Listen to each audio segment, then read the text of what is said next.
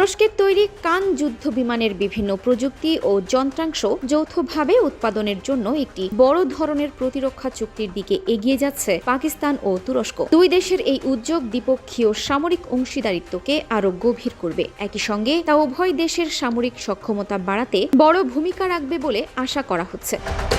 প্রস্তাবিত এই উদ্যোগের আওতায় যুদ্ধ বিমানটির কান পিকে সংস্করণের জন্য উন্নত অ্যাভিওনিক্স বা বিমান চালনা সংক্রান্ত ইলেকট্রনিক্স এবং রাডার ব্যবস্থা যৌথভাবে তৈরি করা হবে। এই সহযোগিতার মূল চুক্তিটি 2026 সালের মধ্যে চূড়ান্ত হবে বলে আশা করা হচ্ছে। উভয় দেশের প্রতিরক্ষা কর্মকর্তাদের ব্যাপক আগ্রহের কারণে এই যৌথ প্রকল্পগুলোর গতি আরও ত্বরান্বিত হচ্ছে।